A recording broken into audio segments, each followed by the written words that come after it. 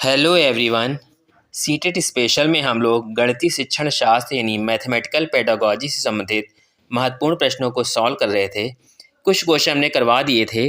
अब आगे और क्वेश्चन देखते हैं जो एग्ज़ाम के लिए बहुत ही ज़्यादा इम्पॉर्टेंट है। तो चलिए शुरू करते हैं। पहला प्रश्न है, गुरदीप प्राथमिक गणित कक्षाओं में उपयोग हेतु गणित का एक किट विकसित करना चाहता है, उसे सम्मिलित करना चाहिए। इसमें सबसे नंबर 1 पे दिया है ए पर दैनिक जीवन में प्रयुक्त सामग्री, बी में लिखा है उच्च परिष्कृत साधन, सी में लिखा हुआ है केवल आईसीटी आधारित सामग्री, डी में लिखा है महंगे ठोस अमूर्त मॉडल। ठीक है, तो ये 4 ऑप्शन दिए हैं। तो पहले तो गणित किट समझते हैं क्या होती है। गणित किट एक ऐसी सामग्री होती है जिसके अंतर्गत जो है गणित को समझाने के लिए कोई भी टीएलएम टाइप की चीज़ रखी जाती है, तो जिससे जो है बच्चे आसानी से सीखते हैं। उसमें आप इंची टेप रख सकते हैं, एक रूलर रख सकते हैं, क्यूब रख सकते हैं, कोई भी ऐसी आकृति वाली चीज़ें भी रख सकते हैं जो दैनिक जीवन में बच्चे प्रयोग करते हैं। ठीक है, उससे जल्दी उनको उस चीज़ की समझ विकसित हो जाती है। छोटा सा आपने क्यूब रख लिया तो क्यूब से आप बता सकते हैं घनाकार आकृति क्या होती है। ठीक है, तो इस तरीके से जो है कोई भी चीज़ मतलब जो बच्चों को सीखने सिखाने में मदद करती है, जो बच्चे दैनिक जीवन में उसका प्रयोग भी करते हैं। इसमें आप ना नोट भी रख सकते हैं, जिसे आपको नकली नोट जो होते नहीं है जो ना उसमें सामग्री मिल जाया करते हैं अक्सर, तो वो चीज़ भी इसमें रख सकते हैं बच्चों को सिक्के और इन सब चीज़ों की समझ बताने के लिए, रुपए पैसों की समझ बताने के लिए। इंची टेप हो गया जो नापने के लिए यूज़ होता है। तो ये सब चीज़ मिला के जो है एक गणित किट बन जाती है। तो ये सब किससे संबंधित है? दैनिक जीवन में जो प्रयोग होने वाली सामग्री। तो इसका राइट आंसर होगा आंसर ए। अगला प्रश्न, राष्ट्रीय शिक्षा नीति 2020 के अनुसार शिक्षार्थियों का आकलन को शामिल करता है। इसमें जो ए ऑप्शन दिया है उसमें लिखा हुआ है संज्ञानात्मक और भौतिक आयाम, बी लिखा है संज्ञानात्मक भावात्मक और मनोगत्यात्मक आयाम, सी लिखा है संज्ञानात्मक सामाजिक आध्यात्मिक आयाम, भौतिक और मनोवैज्ञानिक आयाम, ये डी में लिखा हुआ है। ये 4 ऑप्शन दिए हैं। इसमें जो सबसे उचित है उसमें जो राष्ट्रीय शिक्षा नीति 2020 के अनुसार शिक्षार्थियों को आकलन में, आकलन का मतलब होता है उसका असेसमेंट करना, मूल्यांकन करना। तो उसमें किस टाइप के चीज़ों को जो है शामिल किया जाना चाहिए अगर हम किसी शिक्षार्थी का आकलन कर रहे हैं, असेसमेंट कर रहे हैं।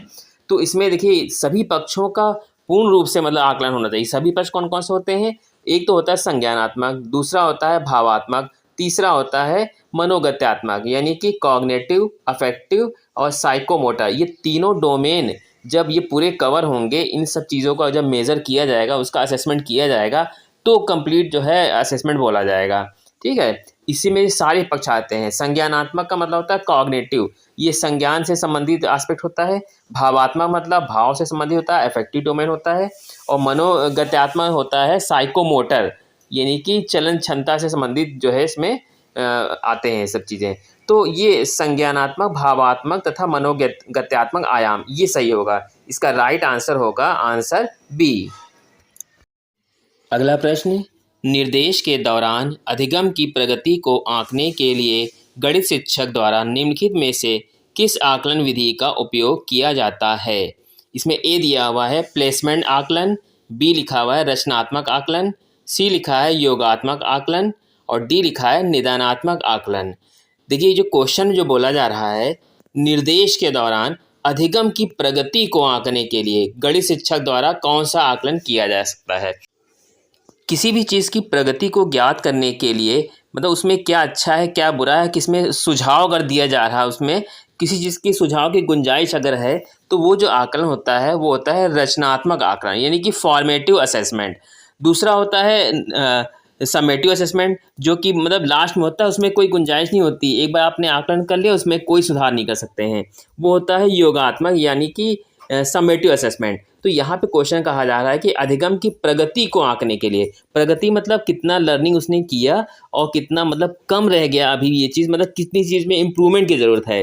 अगर आप ये काम कर रहे हैं तो इसका मतलब आप फॉर्मेटिव असेसमेंट कर रहे हैं।